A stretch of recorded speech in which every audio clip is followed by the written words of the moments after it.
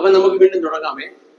7-ാം അധ്യായത്തിൽ നമ്മൾ വായിക്കുന്ന അഹരോന്റെ ക്രമപ്രകാരം പുരോഹിതന്മാരായവർ കൂടാതെ പുരോഹിതന്മാരായവരാണ്. എന്നാൽ ഇവരോ എന്നേക്കും പുരോഹിതനെന്ന് കർത്താവ് സത്യം ചെയ്തു, അനുദപിക്കുകയുമില്ല എന്ന് പറഞ്ഞതുകൊണ്ട് മരിക്കാത്ത പൗരോഹിത്യമാണ് പ്രാപിച്ചത്. മരണമില്ലാത്ത പൗരോഹിത്യം, നിലനിൽക്കുന്ന പൗരോഹിത്യം. ഏക പുരോഹിതനേ ഉള്ളൂ. അവൻ എന്നേക്കും ഇരിക്കുന്ന പുരോഹിതനാകുന്നതുകൊണ്ട് മാറ്റമില്ല. അപ്പം അതാണ് നമുക്ക് ഇവിടെ കാണാൻ സാധിക്കും. അവൻ വിശേഷതേറിയ നിയമത്തിന് ഉത്തരവാദിയുമാകുന്നു. ലേവ്യ പുരോഹിതന്മാർക്ക് മരണനിമിത്തം നിലനിൽപ്പാൻ മുടക്കം വന്നുകൊണ്ട് പുരോഹിതന്മാരായവർ അനേകരാകുന്നു. എന്നാൽ ഇവനോ എന്നേക്കും ഇരിക്കുന്നതുകൊണ്ട് മാറാത്ത പൗരോഹിത്യമാണ് പ്രാപിച്ചിരിക്കുന്നത്. ആയതിനാൽ ദൈവത്തോട് അടുക്കുന്നവർക്ക് വേണ്ടി പക്ഷപാതം ചെയ്യുവാൻ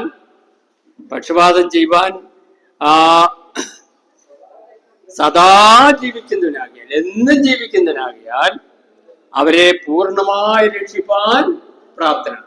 മാറാത്ത പൗരോഹിത്യം പ്രാപിച്ച ക്രിസ്തു ലേവ്യ പുരോഹിതന്മാരെ പോലെ അല്ല, അഹരോനെ പോലെ അല്ല. അവൻ മരിക്കാത്തവനാകിയാൽ എന്നേക്കും ജീവിക്കുന്നവനും താൻ മുഖാന്തരം ദൈവത്തോട് അടുക്കുന്നവരെ പൂർണ്ണമായിട്ട് രക്ഷിക്കുന്നവനും ആകുന്നു എന്നാണ് ഇവിടെ പറഞ്ഞിരിക്കുന്നത്. 26 മുതൽ 28 വരെ മൽക്കീസദേക്കിന്റെ ക്രമപ്രകാരം ഇപ്പോൾ നമുക്ക് ലഭിച്ചിരിക്കുന്ന ക്രിസ്തു എന്ന മഹാപുരോഹിതന്റെ ശ്രേഷ്ഠത ശ്രദ്ധിക്കുക. 27-ാം അധ്യായത്തിന്റെ 26 മുതൽ 28 വരെ. പാപികളോട് വേർപെട്ടവൻ, സ്വർഗത്തെക്കാൾ ഉന്നതനായി തീർന്നവൻ, ലേവ്യ പുരോഹിതന്മാരെ പോലെ ആദ്യം സ്വന്തം പാപങ്ങൾക്കായും പിന്നെ ജനത്തിന്റെ പാപങ്ങൾക്കായും ദിവസം തോറും എല്ലാവർക്കും കൊടുക്കുക. ആരെങ്കിലും പൈസ തരുന്നെങ്കിൽ വാങ്ങില്ല, അത് മതി. അല്ലാതെ പൈസ ചോദിച്ചു വാങ്ങിക്കരുത്. ദിവസം തോറും യാഗം കഴിപ്പാൻ ആവശ്യമില്ലാത്തവൻ, അതവൻ ഒരിക്കലായി ചെയ്തു തീർത്തു.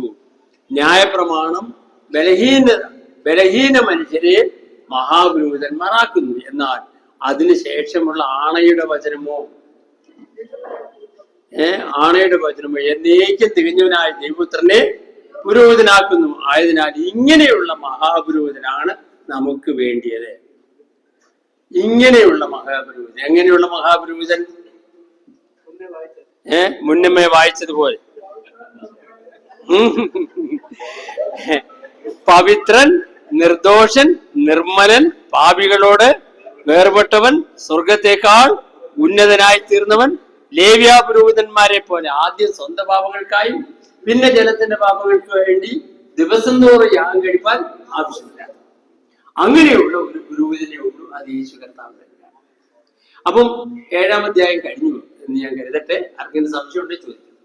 8-ാം അധ്യായത്തിലേക്ക് വരുന്നു. സ്വർഗത്തിൽ ദൈവത്തിന്റെ മഹിമാസനത്തിന്റെ വലത്തുഭാഗത്ത്, ദൈവത്തിന്റെ സാന്നിധ്യമുള്ള സ്വർഗത്തിലെ ആരാധന നടന്നുകൊണ്ടിരിക്കുന്ന ആ ഇടത്തിന്റെ വലത്തുഭാഗത്ത് കർത്താവ് സ്ഥാപിച്ച സത്യകൂടാരത്തിന്റെ ശുശ്രൂഷകനായി ഒരു മഹാപുരോഹിതൻ നമുക്കുണ്ട്. പഴയ നിയമത്തിലെ ലേവ്യ പുരോഹിതന്മാരെല്ലാം ഭൂമിയിലെ കൂടാരത്തിലാണ് യാഗം കഴിക്കുകയും ആരാധന നടത്തുകയും ചെയ്തത്. അത് പണിതപ്പോൾ തന്നെ ദൈവം പറഞ്ഞു, പർവ്വതത്തിൽ കണ്ട മാതൃക പ്രകാരം സ്വർഗത്തിലെ നിലനിൽക്കുന്ന ആലയത്തിന്റെ മാതൃകയാണ് ഇവിടെ അനുകരിപ്പാൻ അവരോട് പറഞ്ഞത്. ആ മാതൃക പ്രകാരം നിർമ്മിച്ചതൊക്കെ താൽക്കാലികമായിട്ടുള്ളത്.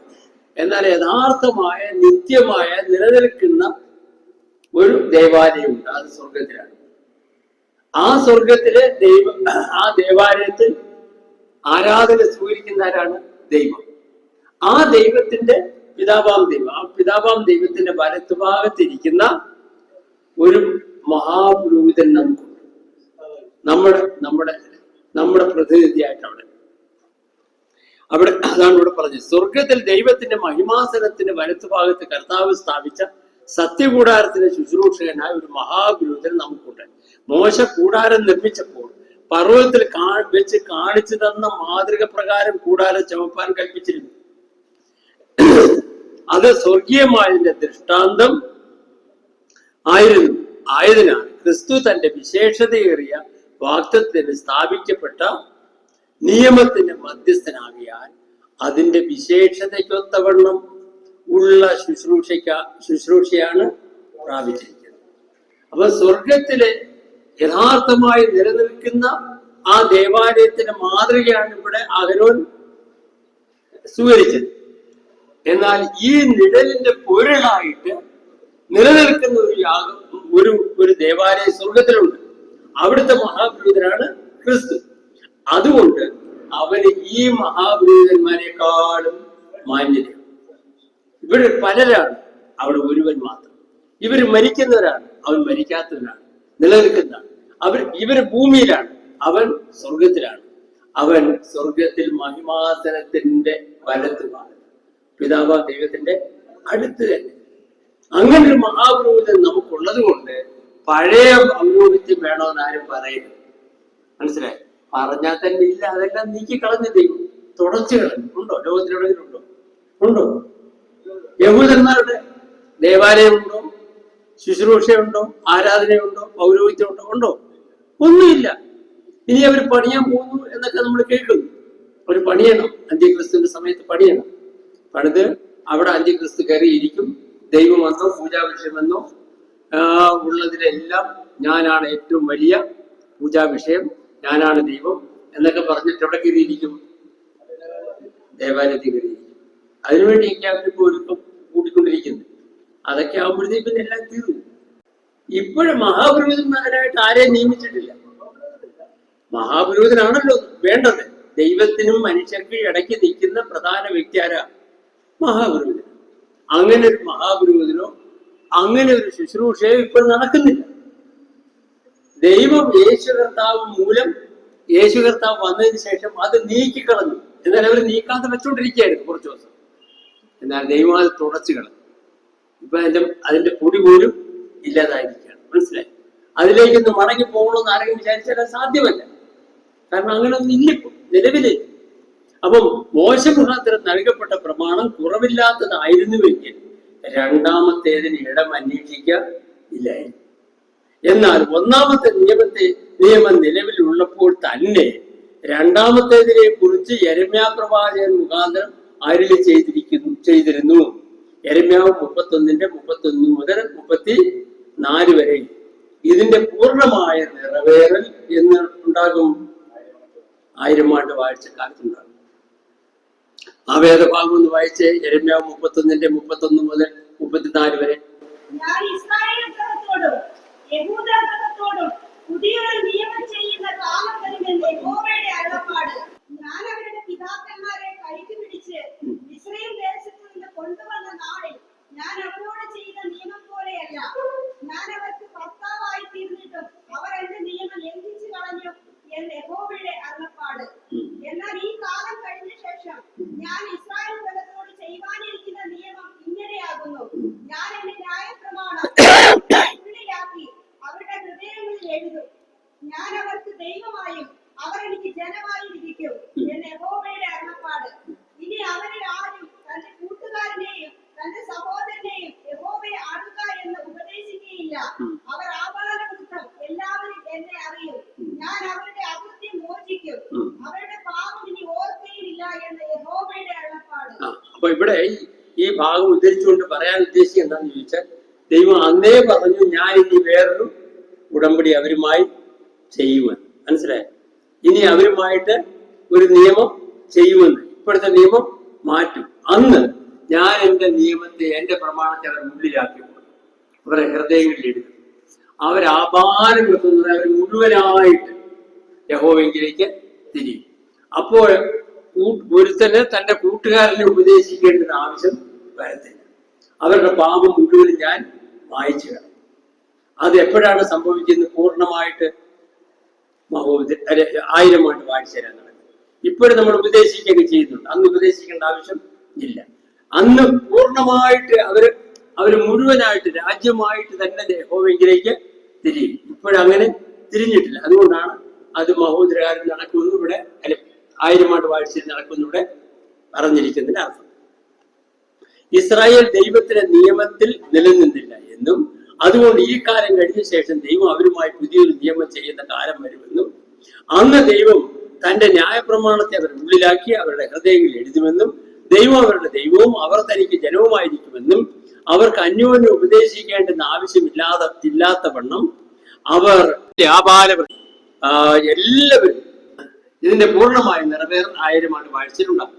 ഇസ്രായേൽ ദൈവത്തിന്റെ നിയമത്തിൽ നിലനിന്നില്ല എന്നും അതുകൊണ്ട് ഈ കാലം കഴിഞ്ഞ ശേഷം ദൈവം അവരുമായി പുതിയൊരു നിയമം ചെയ്യുന്ന കാലം വരുമെന്നും അന്ന് ദൈവം തന്റെ ന്യായപ്രമാണത്തെ അവർ മുമ്പിലാക്കി അവരുടെ ഹൃദയങ്ങൾ എഴുതുമെന്നും അവരുടെ ദൈവവും അവർ തനിക്ക് ജനവുമായിരിക്കുമെന്നും അവർക്ക് അന്യോന്യം ഉപദേശിക്കേണ്ടത് ആവശ്യമില്ലാത്ത വണ്ണം അവർ ആപാരവൃദ്ധം, അവിടെയും പിന്നെ അക്ഷരം തെറ്റ അത് തിരുത്തണമേ, എല്ലാവരും ദൈവത്തെ അറിയുമെന്നും അവരോട് ദൈവം കരുണ കാണിക്കുന്നവൻ ആകയാൽ അവരുടെ പാപങ്ങളെ ഇനി ഓർക്കയില്ല എന്നും അരുളപ്പാട് നൽകിയിരിക്കുന്നു. പുതിയതെന്ന് പറയുമ്പോൾ ആദ്യത്തേതിനെ പഴയതാക്കുന്നു ആയതിനാൽ പഴയതും ജീർണിച്ചതും എല്ലാം നീങ്ങിപ്പോകാനുള്ള കാലം വന്നിരിക്കുന്നു. അപ്പം ഇനി നമുക്ക് അത് 8-ാം അധ്യായം അല്ലേ, ഇനി 9-ാം അധ്യായം. 9-ാം അധ്യായത്തിൽ ഈ അധ്യായത്തിന്റെ ആരംഭ വാക്യങ്ങളിൽ സമാഗമന കൂടാരത്തിലെ പരിശുദ്ധ സ്ഥലത്തെയും അതിപരിശുദ്ധ സ്ഥലത്തെയും അവിടെ ഉണ്ടായിരുന്ന ഉപകരണങ്ങളെ കുറിച്ച് വിവരിച്ച ശേഷം മുൻ കൂടാരത്തിൽ അഥവാ വിശുദ്ധ സ്ഥലം, ദേവാലയത്തിന് എത്ര ഭാഗമുണ്ട്? പ്രാകാരം, വിശുദ്ധ സ്ഥലം, അതിവിശുദ്ധ സ്ഥലം. ഇവിടെ മുൻ കൂടാരം എന്ന് പറഞ്ഞിരിക്കുന്ന ഏതാണ്? വിശുദ്ധ സ്ഥലം. അതിന്റെ അകത്തെ കൂടാരം എന്ന് പറയുന്നതാണ് അതിപരിശുദ്ധ സ്ഥലം. അത് മനസ്സിൽ ഓർത്തോണം. വിശുദ്ധ സ്ഥലത്ത് പുരോഹിതന്മാർ നിത്യം ആരാധന കഴിച്ചത്. എന്നും എല്ലാ ദിവസവും പുരോഹിതന്മാര് വിശുദ്ധ സ്ഥലത്ത് പോയി ആരാധന കഴിക്കുമായിരുന്നു. എന്നും അതിപരിശുദ്ധ സ്ഥലത്ത് ആണ്ടിൽ ഒരിക്കൽ മാത്രം മഹാപുരോഹിതന്മാർ കടന്നു എന്ന് തനിക്കും പിന്നെ ജനത്തിനും വേണ്ടി രക്തം കൊണ്ട് പ്രായശ്ചിത്തം കഴിക്കുമെന്നും പറഞ്ഞിരിക്കുന്നു. അതാണ് ആ പറഞ്ഞതിന്റെ ഉദ്ദേശം. ആദ്യ കൂടാരം എന്ന് പറഞ്ഞാൽ വിശുദ്ധ സ്ഥലം നിലനിൽക്കുന്നിടത്തോളം കാലം ജനങ്ങൾക്ക് അതിപരിശുദ്ധമായ സ്ഥലമാകുന്ന 2-ാം കൂടാരത്തിലേക്ക് പ്രവേശനം നിരോധിച്ചിരുന്നു. അവരുടെ ദേവാലയത്തിൽ ഒരു പ്രാകാരം കഴിച്ചിട്ട് ആദ്യ കൂടാരം അല്ലെങ്കിൽ വിശുദ്ധ സ്ഥലം ഉണ്ടായിരുന്നു. അതിന്റെ അപ്പുറത്താണ് അതിപരിശുദ്ധ സ്ഥലം. ഈ വിശുദ്ധ സ്ഥലത്ത് ആരാധന നടക്കുന്നിടത്തോളം കാലം അതിപരിശുദ്ധ സ്ഥലത്ത് സാധാരണ ജനങ്ങൾക്ക് പ്രവേശനം ഇല്ലായിരുന്നു. അതവിടെ പറഞ്ഞിരിക്കുന്നു. ആദ്യ കൂടാരം ഈ കാലത്തേക്ക് ഒരു സാദൃശ്യമാകുന്നു. അവിടെ ആരാധനക്കാരന് മനസാക്ഷിയിൽ പൂർണ്ണ സമാധാനം വരുത്തുവാൻ കഴിയാത്ത വഴിപാടും യാഗവും അർപ്പിച്ചു വരുന്നു. അവ ഭക്ഷ്യങ്ങൾ, പാനീയങ്ങൾ, വിവിധ സ്നാനങ്ങൾ എന്നിവയോടുകൂടെ ഗുണീകരണ കാലത്തോളം ചുമത്തിയിരുന്ന ജഡീക നിയമങ്ങൾ മാത്രം ആയിരുന്നു. 11 മുതൽ 15 വരെയുള്ള വാക്യം. ഇതിനകത്ത് സംശയമല്ലോ പറഞ്ഞതിനകത്ത്. ഈ വേദഭാഗത്തെ ക്രിസ്തു നമുക്ക് ജീവനുള്ള ദൈവത്തെ ആരാധിപ്പാനുള്ള പുതുവഴി ഒരുക്കിയിരിക്കുന്നതിനെ കുറിച്ചാണ് വിവരിക്കുന്നത്. എവിടെയാ? 11 മുതൽ 15 വരെയുള്ള വാക്യങ്ങളിൽ. ക്രിസ്തു വരുവാനുള്ള നന്മകളുടെ മഹാപുരോഹിതനായി കടന്നു വന്നിട്ട് ഈ ദൃഷ്ടിയിൽ എല്ലാവരും ഈ സൃഷ്ടിയിൽ ഉൾപ്പെടാത്ത വലിപ്പവും തികവുമേറിയ സ്വർഗീയ കൂടാരത്തിൽ ആട്ടുകൊറ്റന്മാരുടെയും പശുക്കിടാക്കളുടെയും രക്തത്താലല്ല, പിന്നെയോ സ്വന്തം രക്തത്താൽ തന്നെ പ്രവേശിച്ചിട്ട് മഹാപുരോഹിതനാകുന്ന അഹരോൻ പ്രവേശിച്ചപ്പോൾ തന്റെ പാപപരിഹാരത്തിനായിട്ട് ആട്ടുകൊറ്റന്മാരുടെയും പശുക്കിടാക്കളുടെ രക്തം കൊണ്ടാണ് പ്രവേശിച്ചത്. അതിനുശേഷം ജനങ്ങളുടെ പാപങ്ങൾക്ക് വേണ്ടി അങ്ങനെയാണ് പ്രവേശിച്ചത്. എന്നാൽ നമ്മുടെ മഹാപുരോഹിതൻ സ്വന്തം രക്തം കൊണ്ടാണ് പ്രവേശിച്ചത്. ഭൂമിയിലെ കൂടാരത്തിലേക്കല്ല, സ്വർഗത്തിലെ കൂടാരത്തിലേക്ക്. അത് അതിപരിശുദ്ധ സ്ഥലമാണ്. അപ്പൊ ഇവിടെ പറയുന്നത് പിന്നെയോ സ്വന്തം രക്തത്താൽ തന്നെ പ്രവേശിച്ചിട്ട് എന്നേക്കുമുള്ളൊരു വീണ്ടെടുപ്പ് സാധിപ്പിച്ചു. ആട്ടുകൊറ്റന്മാരുടെയും പശുക്കിടാക്കളുടെയും രക്തത്തിനും മലിനപ്പെട്ടവരുടെ മേൽ തളിക്കുന്ന പശുഭസ്മത്തിനും ജഡീക ശുദ്ധി വരുത്തുവാൻ സാധിക്കുമെങ്കിൽ ദൈവത്തിന് നിത്യാത്മാവിനാൽ തന്നെ നിഷ്കളങ്കനായി അർപ്പിച്ച ക്രിസ്തുവിന്റെ രക്തം ജീവനുള്ള ദൈവത്തെ ആരാധിപ്പാൻ നമ്മുടെ മനസാക്ഷിയെ നിർജീവ പ്രവൃത്തികളെ പോക്കി എത്രയധികം ശുദ്ധീകരിക്കും. ഈ മൃഗങ്ങളുടെ രക്തം കൊണ്ട് ജനത്തിന് ശുദ്ധീകരണം നൽകുവാൻ സാധിച്ചിരുന്നുവെങ്കിൽ പരിശുദ്ധനായ മശീഹ തമ്പുരാന്റെ പാപമില്ലാത്ത രക്തം കൊണ്ട് സ്വർഗത്തിലേക്ക് പ്രവേശിച്ച ക്രിസ്തുവിന് എത്ര അധികമായിട്ട് നമുക്ക് വേണ്ടി പാപപരിഹാരം നടത്തുവാൻ സാധിക്കുമെന്നാണ് ഇവിടെ പറഞ്ഞതിന്റെ അർത്ഥം. അപ്പം ദൈവത്തിന് നിത്യാത്മാവിനാൽ തന്നെ നിഷ്കളങ്കനായി അർപ്പിച്ച ക്രിസ്തുവിന്റെ രക്തം ജീവനുള്ള ദൈവത്തെ ആരാധിപ്പാൻ നമ്മുടെ മനസാക്ഷിയെ നിർജീവ പ്രവൃത്തികളെ പോക്കി എത്രയധികം ശുദ്ധീകരിക്കും. അത് നിമിത്തം ആദ്യ നിയമത്തിന്റെ ലംഘനങ്ങളിൽ നിന്ന് ഉള്ള വീണ്ടെടുപ്പിനായി നിത്യാവകാശത്തിന്റെ വാഗ്ദത്തം വിളിക്കപ്പെട്ടവർക്ക് ലഭിക്കേണ്ടതിന് അവൻ ഇന്ന് പുതിയ നിയമത്തിന്റെ അഥവാ പുതിയ ഉടമ്പടിയുടെ മധ്യസ്ഥനാണ്. പഴയ നിയമം പുതിയ നിയമം എന്ന് പറയുമ്പോൾ എന്തോ ഒരു നിയമം എന്നുള്ള അർത്ഥത്തിലല്ല, പഴയ ഉടമ്പടി പുതിയ ഉടമ്പടി എന്നാണ് അതിന്റെ അർത്ഥം. ഓൾഡ് കവനന്റ്, ന്യൂ കവനന്റ്, ദൈവവും മനുഷ്യനുമായിട്ടുള്ള പഴയ ഉടമ്പടി, അതാണ് മോശ മുഖാന്തരം കൊടുത്ത ഉടമ്പടി. പുതിയ നിയമം എന്ന് പറയുന്നത് യേശു കർത്താവ് മുഖാന്തരം നൽകിയ ഉടമ്പടിയാണ്. അതുകൊണ്ട് old testament, new testament, old covenant, new covenant എന്ന് പറഞ്ഞാൽ പുതിയ ഉടമ്പടി, പഴയ ഉടമ്പടി, പുതിയ ഉടമ്പടി, പഴയ നിയമം, പുതിയ നിയമം എല്ലാം ഒരേ അർത്ഥമാണ് ഉദ്ദേശിക്കുന്നത്. അത് നമ്മൾ മറന്നു പോകരുത്. പുതിയ നിയമം എന്ന് പറഞ്ഞാൽ പുതിയ ഉടമ്പടിയുടെ നിയമം എന്നാണ് എൻ്റെ അർത്ഥം, അല്ലാതെ വെറുതെ ഒരു നിയമമല്ല. മനസ്സിലായി? അപ്പൊ ഇവിടെ പറയാണ്, അപ്രകാരം ക്രിസ്തു തന്റെ മരണത്താൽ അതിനെ ഉറപ്പിച്ചത് പഴയ നിയമകാലത്തും അന്നത്തെ ഉടമ്പടി രക്തം കൂടാതെ അല്ല ഉറപ്പിച്ചത്. അന്ന് ഈ ഉടമ്പടി ജനങ്ങളുമായിട്ട് ദൈവം ചെയ്തപ്പോൾ രക്തം തളിച്ചാണ് ആ ഉടമ്പടി സ്ഥാപിച്ചത്. അതുപോലെ പുതിയ നിയമത്തിൽ ക്രിസ്തു തന്റെ രക്തം ചൊരിഞ്ഞിട്ടാണ് നമ്മളുമായിട്ട് ഉടമ്പടി ബന്ധത്തിലേക്ക് വന്നത്.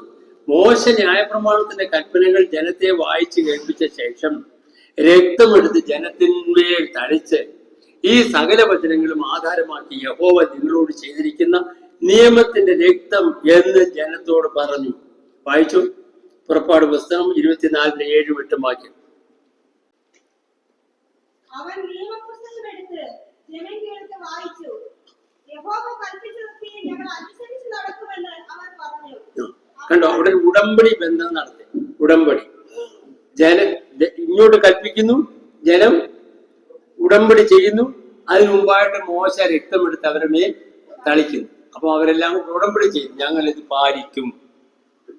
അന്നത്തെ ഉടമ്പടി അങ്ങനെയാണ് സ്ഥിരീകരിക്കപ്പെട്ടത്, അല്ലെങ്കിൽ സ്റ്റാമ്പ് ചെയ്ത്, അങ്ങനെ സീൽ ചെയ്ത്. പുതിയ ഉടമ്പടി യേശു കർത്താവ് നമുക്ക് വേണ്ടി രക്തം ചിന്തി ആ രക്തമായിട്ട് സ്വർഗസ്ഥലത്തിലേക്ക് പ്രവേശിച്ചു, ഈ ഉടമ്പടി ഉറപ്പിച്ചത്. മനസ്സിലായി? അപ്പം അതും ഇതുമായിട്ടുള്ള താരതമ്യമാണ് ഇവിടെ നടക്കുന്നത്. പഴയതിനേക്കാൾ പുതിയത് എത്രയോ മെച്ചമാണ്, എത്രയോ നിസ്തുല്യമാണ്, എത്രയോ താരതമ്യം ഇല്ലാത്തതാണ്. അതുകൊണ്ട് നിങ്ങൾ പഴയതിലേക്ക് ഇനി പോകരുത്. ഈ പുതിയത് മുറുകെ പിടിക്കണം, മുറുകെ പിടിക്കണം, മുറുകെ പിടിക്കണം, അവസാനത്തോളം പിടിക്കണം എന്നാണ് പഠിപ്പിക്കുന്നത്. എന്നിട്ട് വായിക്കാം. എന്നിട്ട് ഇങ്ങനെ രക്തം ചിന്തിയിട്ടല്ലാതെ വിമോചനമില്ല എന്ന ദൈവിക പ്രമാണം അവിടെയും നടപ്പാക്കപ്പെട്ടു എന്ന് കാണാൻ കഴിയും. ആകയാൽ സ്വർഗത്തിലുള്ളവയുടെ ഭൂമിയിലെ പ്രതിബിംബങ്ങളെ ഈ വകയാൽ ശുദ്ധമാക്കുന്ന ആവശ്യമായിരുന്നു. സ്വർഗത്തിലെ ദേവാലയത്തിൽ നമ്മളും ദൈവമായിട്ട് നിരക്കുന്നതിന് വേണ്ടി ഉടമ്പടി സ്ഥാപിക്കുന്നതിനായിട്ട് രക്തം ചിന്തിയിരുന്നെങ്കിൽ, ഇതിന്റെ നിഴലായിട്ട് പഴയ നിയമത്തിൽ നടത്തിയ ആ ഉടമ്പടിയിലും രക്തത്തിന് സാന്നിധ്യം ഉണ്ടായിരുന്നു.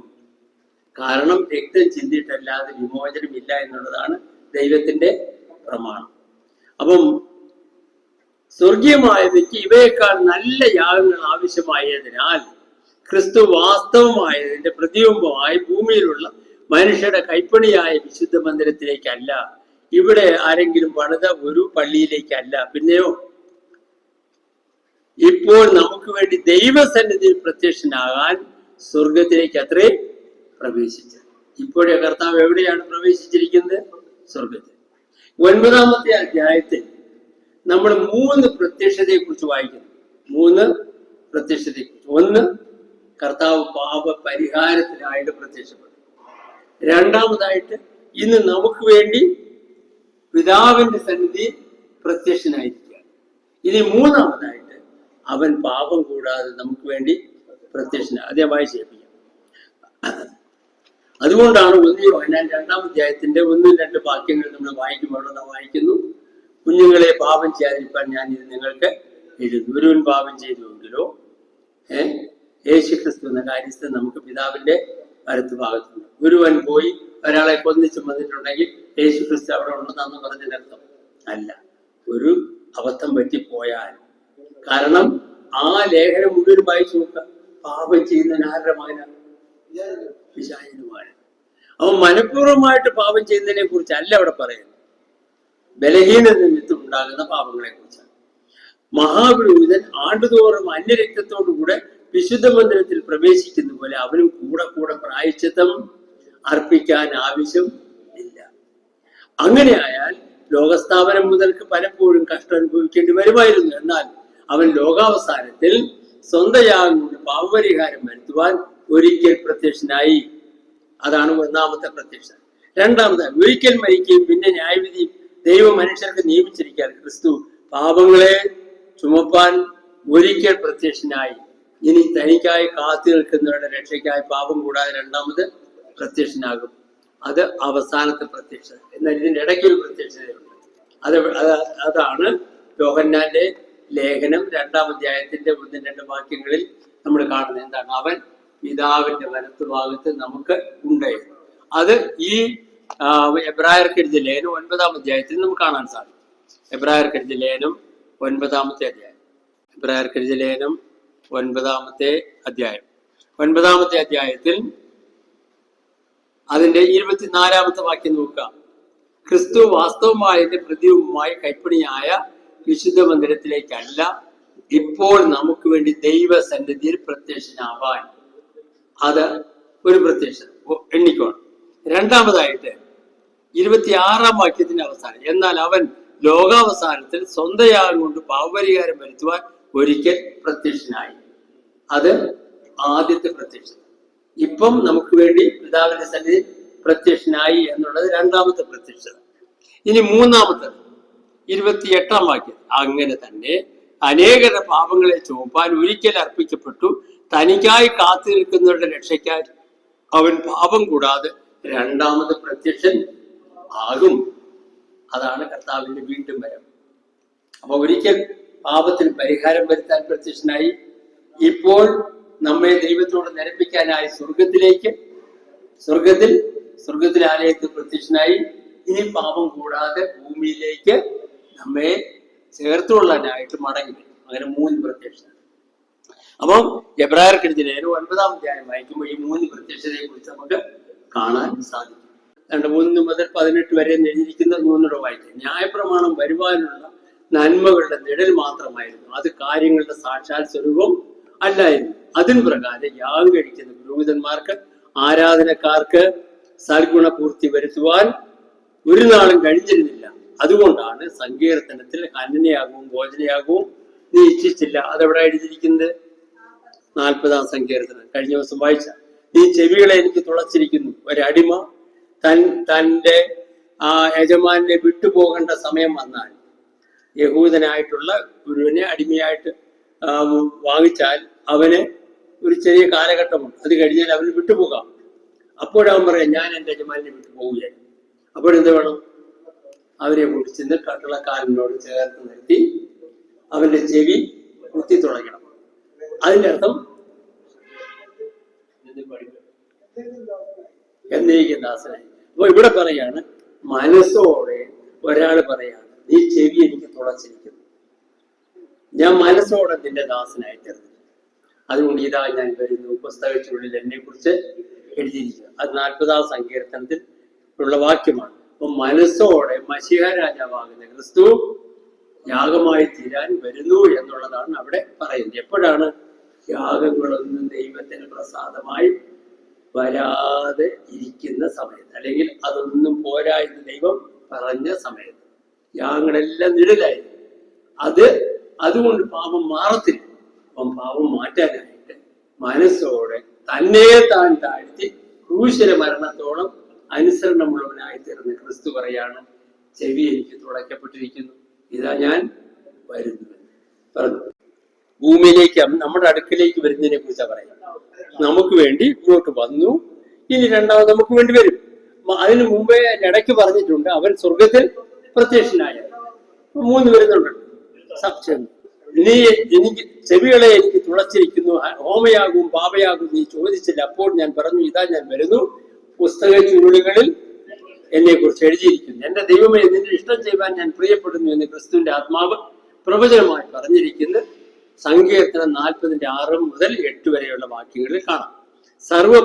പാപപരിഹാര യാഗങ്ങളിലും ദൈവം പ്രസാദിക്കാതെ വന്നപ്പോൾ പാപപരിഹാരത്തിനുള്ള ന്യായപ്രമാണ പ്രകാരമുള്ള മാർഗങ്ങളെ മാറ്റി പുതിയൊരു മാർഗം സ്ഥാപിക്കാനായി ക്രിസ്തു വരികയും താൻ ഒരിക്കലായി കഴിച്ച ശരീരയാകത്താൽ തന്നിൽ ആശ്രയിക്കുന്നവരെ വിശുദ്ധീകരിച്ചും ഇരിക്കുന്നത് ന്യായപ്രമാണ പ്രകാരമുള്ള പുരോഹിതന്മാർ പാപത്തെ ഒരു നാളും നീക്കുവാൻ കഴിയാത്ത യാഗങ്ങൾ ദിവസേന കഴിച്ചുകൊണ്ട് നിൽക്കുമ്പോൾ ക്രിസ്തു പാപങ്ങൾക്ക് ഏകയാഗം കഴിച്ചിട്ട് ദൈവത്തിന്റെ വലത്തുഭാഗത്ത് തന്റെ ശത്രുക്കൾ തന്റെ പാദപീഠമാക്കുവോളം കാത്തിരിക്കുന്നു.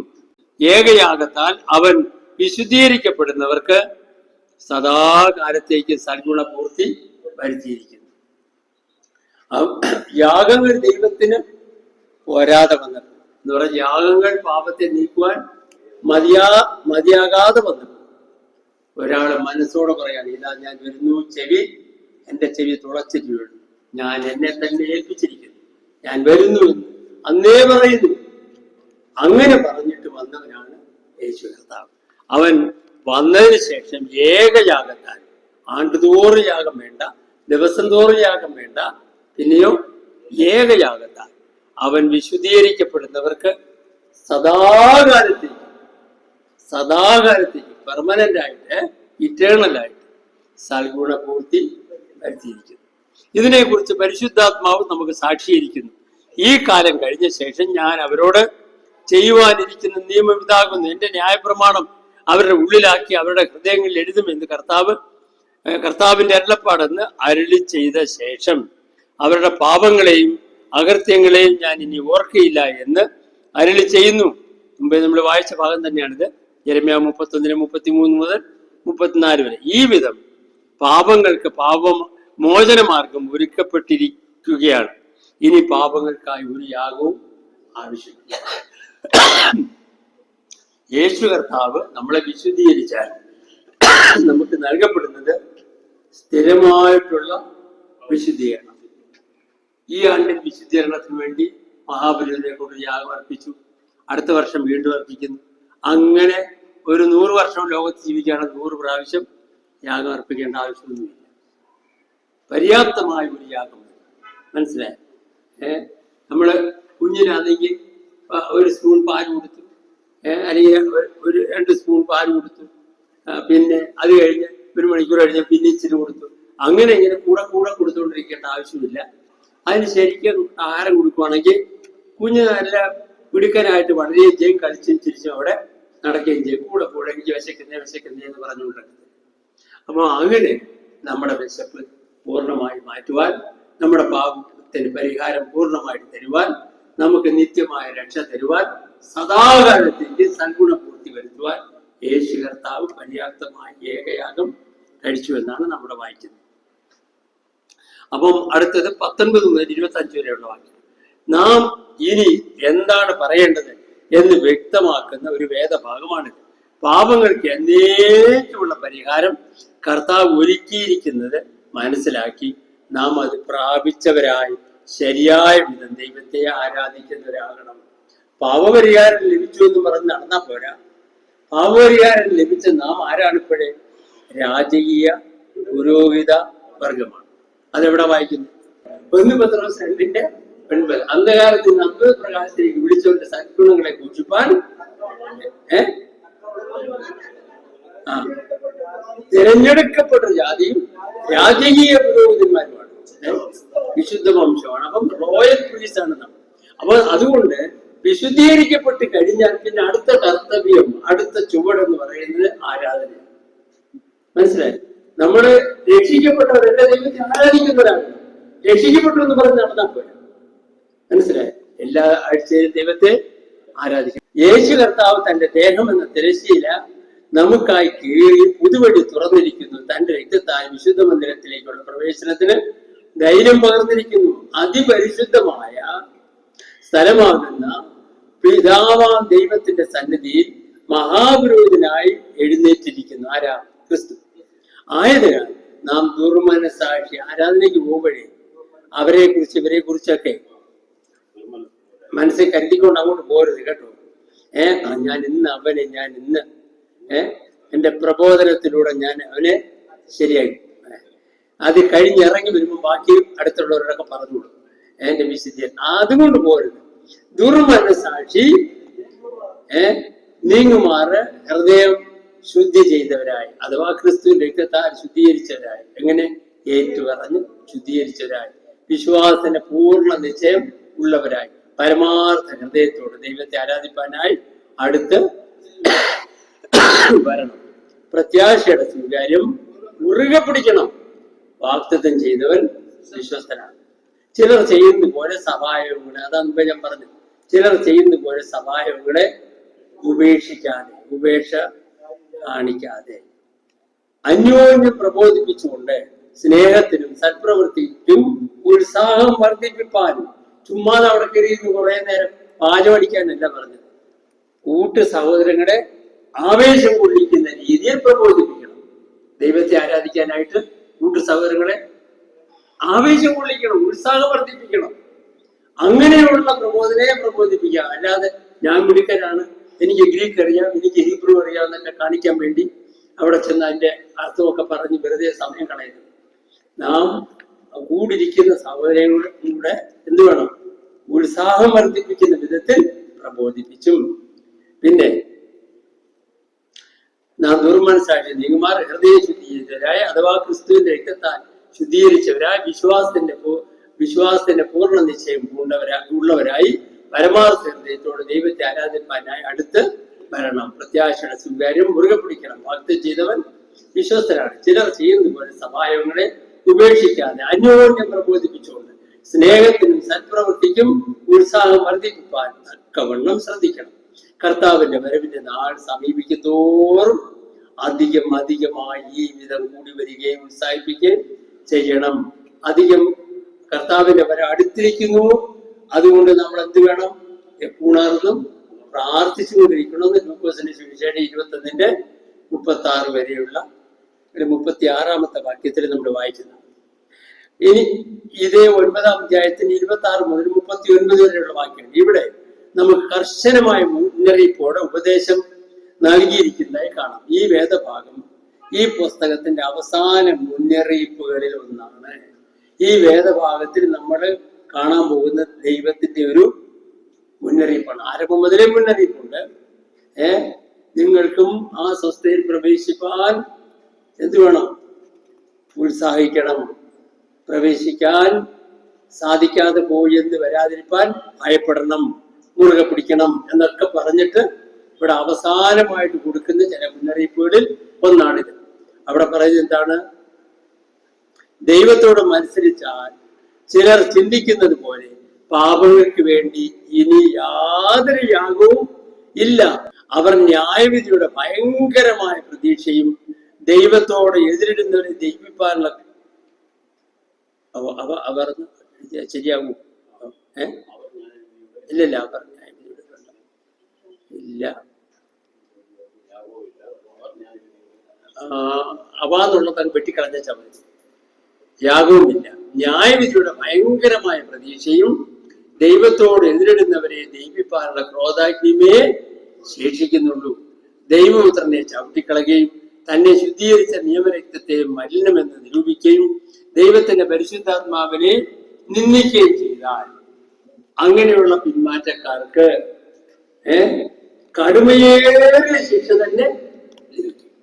എന്ത് പാപം ചെയ്താലും കരഞ്ഞാൽ മതി, പാപമോചനം കിട്ടുമെന്ന് വെച്ചാൽ വിചാരിക്കും. എന്ത് തെറ്റ് ചെയ്താലും ഏറ്റുപറഞ്ഞാൽ മതി. എന്ത് വേണം? ഏറ്റുപറഞ്ഞാൽ. അതങ്ങ് നോക്കാം. ജീവനുള്ള ദൈവത്തിന്റെ കയ്യിൽ വീഴുന്നത് ഭയങ്കരമാണ്. 32 മുതൽ അവസാനം വരെയുള്ള വാക്യങ്ങളിൽ സഹിഷ്ണുതയുടെ ആവശ്യകതയെ കുറിച്ചാണ് ദൈവാത്മാവ് ശക്തമായി പ്രബോധിപ്പിക്കുന്നത്. നന്നായിട്ട് തുടങ്ങിയാൽ മാത്രം പോരാ. ദൈവത്തിന്റെ ഇഷ്ടം ചെയ്ത് പ്രതിഫലം അഥവാ വാഗ്ദത്തം പ്രാപിപ്പാൻ എന്ത് വേണം? സഹിക്കുന്ന സ്വഭാവം വേണം, സഹിഷ്ണുത ആവശ്യമാണ്. നമ്മുടെ ധൈര്യം തള്ളിക്കളയരുത്. പിന്മാറുന്നുവെങ്കിൽ ദൈവത്തിന് അങ്ങനെയുള്ളവരിൽ പ്രസാദം ഇല്ല. വരുവാനുള്ളവൻ പ്രതിഫലമായി വരിക തന്നെ ചെയ്യും. ദൈവത്തിന്റെ ഭക്തന്മാർ വിശ്വാസത്താൽ പ്രതിസന്ധി നിറഞ്ഞ ഈ ലോകത്തിൽ അന്ത്യം വരെയും ജീവിക്കും.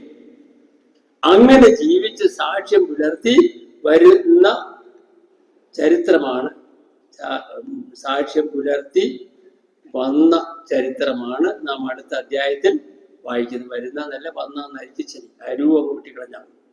നീതി വിട്ടുമാറുന്നവരുടെ സ്ഥിതിയെക്കുറിച്ച് പറഞ്ഞിട്ടുള്ള 2 പത്രോസ് 2:20 മുതൽ 22 വരെയുള്ള ഭാഗങ്ങൾ ഇവിടെ വായിക്കുന്നത് നല്ലതാണ്.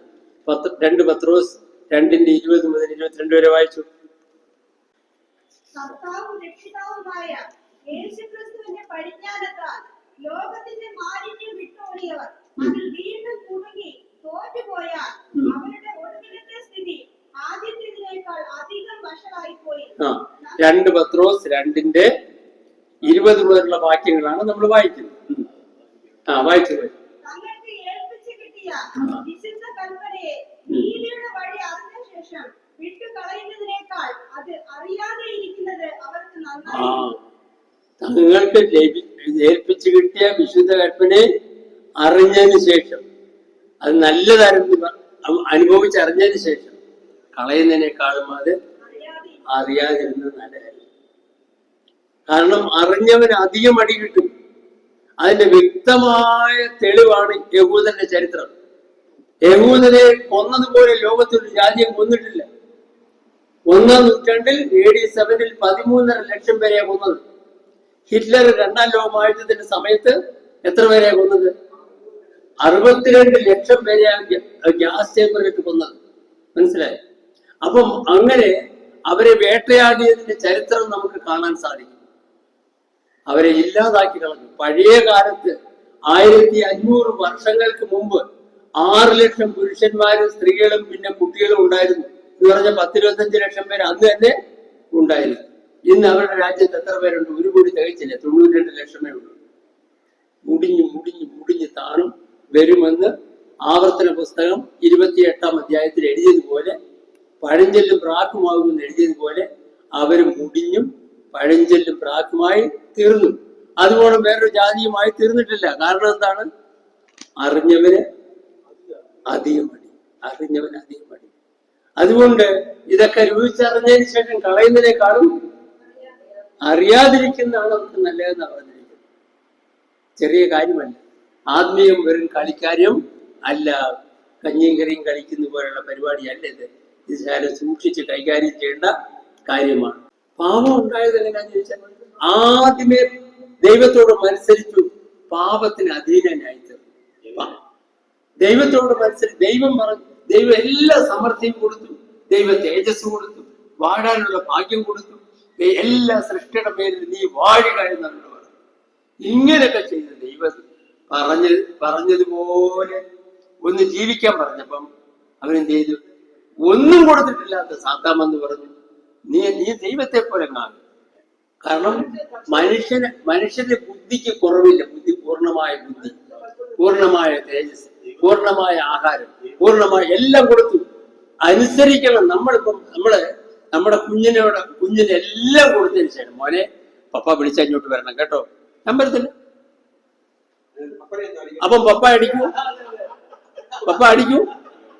1 വട്ടം വിളിച്ചു വരത്തില്ല, 2 വട്ടം വിളിച്ചു വരത്തില്ല. അടിക്കില്ലേ പപ്പ അടിച്ചിട്ടില്ലയോ? അത് തന്നെയാണ് ദൈവം ചെയ്യുന്നത്. ദൈവത്തിന് പൂർണ്ണ ഹൃദയത്തോടും പൂർണ്ണ ആത്മാവോടും പൂർണ്ണ മനസ്സോടും കൂടെ ദൈവത്തെ സ്നേഹിക്കുന്ന ഒരു കൂട്ടത്തെയാണ് വേണ്ടത്. ശോധന ചെയ്യാൻ, ടെസ്റ്റ് ചെയ്യാൻ, പരിശോധിക്കാൻ. ഇന്നും പിശാചിന് ലിമിറ്റഡ് ആയിട്ടുള്ള, പരിമിതപ്പെടുത്തിയിട്ടുള്ള ശക്തിയും തലവും സമയവും കൊടുത്തിട്ടുണ്ട്. മനസ്സിലായി? എന്തിനാ? നമ്മളെ ടെസ്റ്റ് ചെയ്യാൻ. നമ്മൾ ദൈവത്തിന്റെ കൂടെ നിൽക്കുമോ ഈ ശത്രുവിന്റെ കൂടെ നിൽക്കുമോ എന്നറിയാൻ പറ്റും. മനസ്സിലായി? യോബ് പറഞ്ഞു, അവനെന്നെ കൊന്നാലും ഞാൻ അവനെന്നെ കൊന്നാലും ഞാൻ അവനെ അങ്ങനെയല്ല പറഞ്ഞിരിക്കുന്നത്. അവനെന്നെ കൊന്നാലും ഞാൻ അവനെ 13-15 വായിച്ച എല്ലാരും കൂടെ. അതാണ് സ്നേഹം. അങ്ങനെയുള്ളവരെ വേണ്ടത്. അല്ലാതെ പിന്നെ ഇങ്ങോട്ട് വാട മോനെ എന്ന് പറഞ്ഞ് വലിച്ചടിച്ചോണ്ട് പോകുമ്പോ അപ്പന്റെ കൂടെ പോകുന്ന മക്കളെയല്ലേ വേണ്ടത് കേട്ടോ. അവനെ കൊന്നാലും ഞാൻ അവനെ കാത്തിരിക്കും. അങ്ങനെയുള്ള മക്കളെയാണ് വേണ്ടത്. അങ്ങനെയുള്ളവരെ കൊണ്ടുപോകുന്നുള്ള സ്വർഗത്തിലുണ്ട്. അല്ല ചുമ്മാതെ വലിച്ചടിച്ച് കർത്താവ് കുറെ പേരെ എല്ലാം കൂടെ അവിടെ കൊണ്ടുപോയ സ്വർഗം നരകത്തേക്കാളും നല്ലതാകും. മനസ്സിലായി? അവിടെ ചെന്നാലും എന്ന് സമരവും വഴക്കുമായിരിക്കും, എന്നും വഴക്കായിരിക്കും. ഒരു ദിവസവും ദൈവത്തിന് സമാധാനം കൊടുക്കുകയാണ്. ഇന്നിപ്പോ കണ്ടിട്ടില്ലേ പല സഭകളിൽ അങ്ങനെയില്ലേ? ഈ വിശുദ്ധന്മാരെല്ലാം കൂടെ കിടന്ന് അടിപിടി കൂട്ടുന്നത് കണ്ടിട്ടില്ലേ? ഈ കള്ളന്മാരെല്ലാം കൂടെ അവിടെ കൊണ്ടുപോയ സ്വർഗത്തിന്റെ സ്ഥിതി എന്തായിരിക്കും? അപ്പൊ അങ്ങനെയുള്ളവരൊന്നും കൊണ്ടുപോകുന്നില്ല. അത് മനസ്സിലെപ്പം കരുതിക്കോണം. പഠിപ്പിക്കുന്നിടത്തൊക്കെ പഠിപ്പിച്ചോണം. പാസ്റ്ററായാലും വിദേശായാലും അത് തന്നെ പഠിപ്പിക്കുന്നില്ല. അപ്പം നോക്കിയോ, ഇവിടെ 11-ാമത്തെ പഴയ നിയമകാലത്ത് ജീവിച്ച് സാക്ഷ്യം പ്രാപിച്ച ഭക്തന്മാരുടെ ഒരു ചെറു വിവരണമാണ് ഈ അധ്യായം 11-ാമത്തെ 1 മുതൽ 3 വരെയുള്ള ആരംഭ വാക്യങ്ങളിൽ വിശ്വാസ ജീവിതത്തിന്റെ നിർവചനമാണ് നമ്മൾ കാണുന്നത്. എന്തോ നിർവചനം? വിശ്വാസം എന്തോ ആശിക്കുന്നതിനോടൊപ്പം കാണാത്ത കാര്യങ്ങളുടെ നിശ്ചയമാണ്, അതിനാലല്ലോ പൂർവന്മാർക്ക് സാക്ഷ്യം ലഭിച്ചത് എന്ന് നമ്മൾ വായിക്കുന്നു. അപ്പൊ നമുക്ക് സാക്ഷ്യം ലഭിക്കണമെങ്കിൽ എങ്ങനെയുള്ള വിശ്വാസം വേണം? വിശ്വാസം എന്തോ ആശിക്കുന്നതിന്റെ ഉറപ്പും കാണാത്ത കാര്യങ്ങളുടെ നിശ്ചയമായിരിക്കണം. അല്ലാതെ ഞാനും ഉണ്ടേ എന്ന് പറഞ്ഞ് നടക്കുന്ന കൂട്ടരൊന്നും വേണ്ട അവിടെ. മനസ്സിലായി? അപ്പം അതില് കുറച്ചു പേരുടെ പേര് മാത്രമേ എടുത്ത് പറഞ്ഞിട്ടുള്ളൂ. ഒന്നാമത് ആബേൽ കായീനെതിരെ ഉത്തമമായ യാഗമർപ്പിച്ചു, സാക്ഷ്യം പ്രാപിച്ചു, ദൈവത്തിൽ നിന്ന് സാക്ഷ്യം പ്രാപിച്ചു. ഹാനോക്ക് വിശ്വാസന, ഹാനോക്ക് മരണം കാണാതെ എടുക്കപ്പെട്ടു. എത്ര വർഷം ജീവിച്ചിട്ടാ? 300. ഇന്നലെ ഞാൻ പറഞ്ഞതിന് തെറ്റുണ്ട്. ഇന്നലെ പറഞ്ഞത് ജലപ്രളയത്തിന്റെ കാര്യം പറഞ്ഞപ്പോ മോശയുടെ സമയത്ത് 150 ദിവസം വെള്ളം പൊങ്ങിക്കൊണ്ടിരുന്നു. നോഹയുടെ സമയത്ത് പൊങ്ങിക്കൊണ്ടിരുന്നു. ഭൂമിയിൽ ഏറ്റവും ഉയരമുള്ള മലയെക്കാളും 15 മുഴം ഉയരത്തിലേക്ക് വെള്ളം പൊങ്ങി. ഇന്നലെ ഞാൻ പറഞ്ഞു 150 മുഴം. തെറ്റി ക്ഷമിക്കണം, നിങ്ങൾ എല്ലാവരും മനഃപൂർവ്വമായി ക്ഷമിക്കണം കേട്ടോ. 15 മുഴം ഉയരത്തിലേക്ക് വെള്ളം പൊങ്ങി. 150 ദിവസം 40 ദിവസത്തെ മഴ പെയ്ത്ത് കഴിഞ്ഞതിന് ശേഷം 150 ദിവസം വെള്ളം പൊങ്ങിക്കൊണ്ടേ ഇരുന്നു. ഏതാണ്ട് 1 വർഷത്തോളം ഭൂമി വെള്ളത്തിനടിയിൽ കിടന്നു. അതിനുശേഷമാണ് വെള്ളം വറ്റിയത്. അപ്പം ഇവിടെ നമ്മൾ എന്താ ഇപ്പം പറഞ്ഞത്? അല്ല, 5-ാമത്തെ അധ്യായം നോക്ക്. 5-ാമത്തെ അധ്യായം. അവൻ 65 വയസ്സായപ്പോൾ എന്ത് ചെയ്തു? മെഥൂശലനെ ജനിപ്പിച്ചു. എന്നിട്ട് 300 സംവത്സരം ദൈവത്തോടുകൂടെ നടന്നു. അപ്പം മൊത്തത്തിൽ എത്രയാണ്? അതിന്റെ 23-ാമത്തെ വാക്യം. അവന്റെ ആയുഷ്കാലം ആകെ 365 സംവത്സരമായിരുന്നു. ആരും 5 വയസ്സ് കുറയ്ക്കരുത് കേട്ടോ. ഇടയ്ക്കൊക്കെ കുറയ്ക്കാൻ നോക്കിയായിരുന്നു. 360 എന്നൊക്കെ പറഞ്ഞ് കുറച്ചോ അങ്ങനെ ചെയ്യരുത്, പാപമാണ് കേട്ടോ. 365. അപ്പം 65 വയസ്സായപ്പോഴാണ് ആദ്യത്തെ മോനുണ്ടായി. അതിനുശേഷം 300 വർഷം ദൈവത്തോടു കൂടെ നടന്നു. അവൻ സാക്ഷ്യം പ്രാപിച്ച് ഈ 300 വർഷത്തിൽ ഒരു 200 വർഷം കഴിഞ്ഞപ്പോഴത്തേക്ക് അങ്ങ് ക്ഷീണിച്ച് പിന്മാറ്റത്തിലായി. അങ്ങനെയാണ് വിജയിക്കുന്നത്. അവൻ ദൈവത്തോട് കൂടെ തന്നെ നടന്നു, സാക്ഷ്യം പ്രാപിച്ചു. അപ്പം അതാണ് നാം ഇവിടെ കാണുന്നത്. ഹാനോക്ക് വിശ്വാസാൽ മരണം കാണാതെ എടുക്കപ്പെടുന്നതിന് മുമ്പേ ദൈവത്തെ പ്രസാദിപ്പിച്ചു, സാക്ഷ്യം പ്രാപിച്ചു. നമ്മളും അതുപോലെ വേണം. ദൈവത്തെ അന്വേഷിക്കുന്നവർക്ക് ഏവർക്കും ദൈവം പ്രതിഫലം കൊടുക്കുന്നു എന്നുള്ള വിശ്വാസം തനിക്കുണ്ടായിരുന്നു. അന്ന് മാരാമൺ കൺവെൻഷൻ ഒന്നും ഇല്ലായിരുന്നു കേട്ടോ. കുമ്മനാട് കൺവെൻഷൻ ഇല്ലായിരുന്നു, കൊട്ടാരം കൺവെൻഷൻ ഇല്ലായിരുന്നു. അന്ന് വലിയ പ്രത്യേക യോഗങ്ങളും മീറ്റിങ്ങുകളും ഒന്നും ഇല്ലായിരുന്നു. എങ്കിലും അദ്ദേഹം ഒറ്റയ്ക്ക് നിന്നു. 365 വയസ്സിൽ മരിച്ചു. എന്നിട്ടും സാക്ഷ്യം പ്രാപിച്ചു. ഒറ്റയ്ക്ക് നിന്നു. ഉത്സാഹിപ്പിക്കാൻ ആരുമില്ലാഞ്ഞിട്ടും ഉത്സാഹമുള്ളവനായിട്ട് നിന്നു. അതാണ് നമുക്ക് വേണ്ടത്. ആരും ഞങ്ങളുടെ സഭയിൽ എല്ലാവരും ഉഴപ്പരാണ്, ആരും എന്നെ ഉത്സാഹിപ്പിക്കാനില്ല എന്ന് പറഞ്ഞ് രക്ഷപ്പെടാമെന്ന് നോക്കരുത് കേട്ടോ. ആരും ഉത്സാഹിപ്പിച്ച് ഉത്സാഹത്തിൽ ഒട്ടും കുറവ് വരാൻ പാടില്ല. നോഹ താൻ കണ്ടിട്ടില്ലാത്ത പ്രളയത്തെ കുറിച്ച് ദൈവത്തിൽ നിന്ന് അരുളപ്പാട് ലഭിച്ചപ്പോൾ താൻ അത് വിശ്വസിക്കുകയും തന്റെ കുടുംബത്തിന്റെ രക്ഷയ്ക്കായി ഒരു പെട്ടകം തീർത്ത് അന്നത്തെ ലോകത്തെ കുറ്റം വിധിക്കുകയും ചെയ്തു. അബ്രഹാമും സാറായും. അബ്രഹാം ദൈവം തന്നെ വിളിച്ചപ്പോൾ എവിടേക്ക് പോകുന്നു എന്നറിയാതെ യാത്ര പുറപ്പെട്ടു. ദൈവം തനിക്ക് നൽകിയ വാഗ്ദത്തത്തിന് കൂട്ടവകാശികളായ ഇസാക്കിനോടും യാക്കോബിനോടും കൂടെ കൂടാരങ്ങളിൽ പാർത്തുകൊണ്ട് ദൈവം ശക്തിയായി നിർമ്മിച്ചതും അടിസ്ഥാനം ഉള്ളതുമായ നഗരത്തിനായി, സ്വർഗീയ നഗരത്തിനായി കാത്ത് കഴിഞ്ഞു. അബ്രഹാമിനെ ദൈവം വിളിച്ച് വാഗ്ദത്ത നാട്ടിൽ കനാൻ നാട്ടിൽ കൊണ്ടു ചെന്നപ്പോ വേഗം പോയി എന്ത് ചെയ്തു? വേഗം പോയി ജോലിക്കാരെ വിളിച്ചിട്ടുണ്ടെന്ന് പറയും, കയ്യാലെയൊക്കെ വെട്ടി. അങ്ങനെ അവിടെ ചെന്നതിന് ശേഷം അദ്ദേഹം ഒരു വീട് പണിതില്ല, ഒരു കൂടാരം. വേറെ വീട് പണിതൊരാളുണ്ട്, അയാളുടെ പേരെന്താ? ഇത്രയും നാളായിട്ട് ആ പാവം മനുഷ്യനെ ഓർക്കുന്നില്ലയോ? ലോത്തിന്റെ വീട്ടിൽ ചെന്നു ആരാ? ദൂതന്മാരില്ലേ? അബ്രഹാമിന്റെ കൂടാരത്തിലാണ് വന്നത്. മനസ്സിലായി? അബ്രഹാമിന് അന്നും കൂടാരമേ ഉള്ളൂ. അതുകൊണ്ട് ഇത് വെറുതെ ശൈലിയായിട്ട് എഴുതിയിരിക്കുകയല്ല. അബ്രഹാം അവിടെ ചെന്നതിന് ശേഷം കാണപ്പെട്ട പാലും തേനും ഒഴുകുന്ന ദേശം കണ്ടിട്ട്, ഈ കുറെ ക്രിസ്ത്യാനികളുണ്ടല്ലോ പണ്ടത്തെ കാലത്ത് 50 വർഷം മുമ്പൊക്കെ മലകേറി പോയത്, കാട്ടുപത്തനാകത്തോട്ടും. ക്ഷമിക്കണം കേട്ടോ.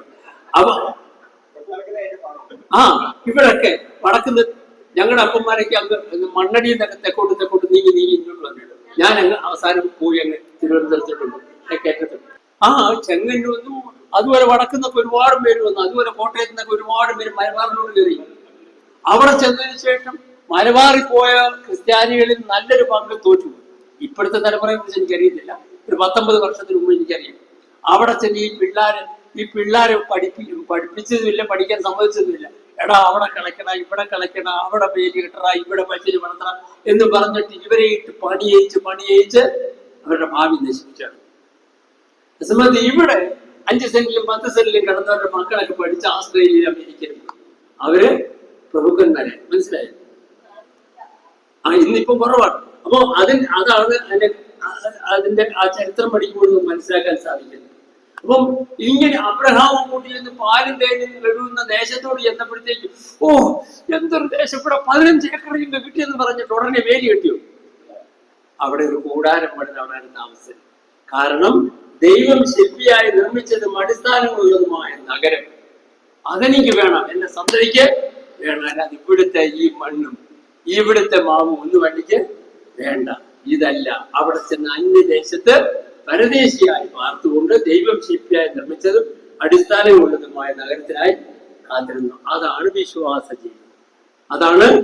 വിശ്വാസ ജീവിതം. അതാണ് ഇവിടെ പറഞ്ഞിരിക്കുന്നത്. അപ്പൊ അടുത്താഴോട്ട് വായിക്കും. ഇവരെല്ലാവരും വാഗ്ദത്ത നിവൃത്തി പ്രാപിക്കാതെ ഭൂമിയിൽ തങ്ങൾ ഞങ്ങളെന്നല്ല തങ്ങളെന്നായിരുന്നുണ്ടാവും. തങ്ങൾ അന്യരും പരദേശികളുമായ ആണ് എന്ന് ഏറ്റുപറഞ്ഞുകൊണ്ട് വിശ്വാസത്തിൽ മരിച്ചു. ഇവർ വിട്ടുപോകുന്നതിനെ ഓർത്തുവെങ്കിൽ മടങ്ങിപ്പോകുവാൻ ഇടമുണ്ടായിരുന്നു. എന്നാൽ അവർ അധികം നല്ലതിനെ സ്വർഗീയമായതിനെ തന്നെ കാത്തിരുന്നു. അതുകൊണ്ട് ദൈവം അവർക്കായി ഒരു നഗരം ഒരുക്കിയിരിക്കുന്നു. ആ നഗരത്തിന്റെ പേരെന്ത്? പുതിയ യെരൂശലേം. എന്താ അതിന്റെ പേര്? പുതിയ യെരൂശലേമിന് ദൈവം ശില്പിയായി നിർമ്മിച്ചതും അടിസ്ഥാനങ്ങളുള്ളതുമായ നഗരം, അതാണ് പുതിയ യെരൂശലേം. ആ പേരൊന്നും അബ്രഹാമിന് ചിലപ്പോൾ അന്ന് അറിഞ്ഞിരിക്കില്ല. എന്നാൽ ദൈവം നിർമ്മിക്കുന്ന ഒരു നഗരമുണ്ടെന്നറിയാം. അതിനുവേണ്ടി താൻ കാത്തിരുന്നു. അതാണ് നാം വായിക്കുന്നത്. അതാണ് വിശ്വാസത്താലുള്ള സാക്ഷ്യം. ഓരോരുത്തരും സാക്ഷ്യം പ്രാപിച്ചതിനെ കുറിച്ചാണ് പറയുന്നത്. അവരൊക്കെ കുറച്ച് യാഗങ്ങൾ അർപ്പിച്ച് സാക്ഷ്യം പ്രാപിച്ചെന്നല്ല വായിക്കുന്നത്. അബ്രഹാം ദൈവത്തിൽ വിശ്വസിച്ചാൽ അവന് നീതിയായി കണക്കിട്ടു. അതുപോലെ ഓരോരുത്തരും. അപ്പം ഇവിടെ നാം വായിക്കുന്നു, ഇവർ വിട്ടുപോകുന്നതിനെ ഓർത്തുവെങ്കിൽ മടങ്ങിപ്പോകാൻ ഇടം ഉണ്ടായിരുന്നു. അവരുടെ ജീവിതത്തിൽ ഒരുപാട് പ്രശ്നങ്ങളൊക്കെ ഉണ്ടായിരുന്നു. അബ്രഹാമിന്റെ ദൈവം കാണുമ്പോഴൊക്കെ പറയും, എന്റെ സ്നേഹിത, നിനക്ക് നക്ഷത്രങ്ങളെണ്ണാൻ സാധിക്കും? പറ്റത്തില്ല. കടൽക്കരയിൽ മണലിലെണ്ണാൻ കിട്ടും? അതും പറ്റത്തില്ല. ഞാൻ നിന്നെ ഇതുപോലെ അനുഗ്രഹിക്കും, ഇതുപോലെ നിനക്ക് മക്കളെ തരും, നിന്റെ സന്തതിയെ വർദ്ധിപ്പിക്കുമെന്നൊക്കെ പറഞ്ഞു. 99 വയസ്സ് വരെ ഒരു കുഞ്ഞും ഉണ്ടായിട്ടില്ല. വിശ്വസിക്കൂ ദൈവം എങ്ങനെ പറഞ്ഞ? അങ്ങനെ ആ ദൈവം കാണുമ്പോഴൊക്കെ ഭയങ്കര കാര്യമായിട്ട് പറയും. ഒന്നും നടക്കത്തില്ല, ഒന്നും നടക്കത്തില്ല എന്ന് വേണമെങ്കിൽ അബ്രഹാമിന് ചിന്തിക്കാമായിരുന്നു. അബ്രഹാമിനെ ചിന്തിച്ചോ? ഇല്ല.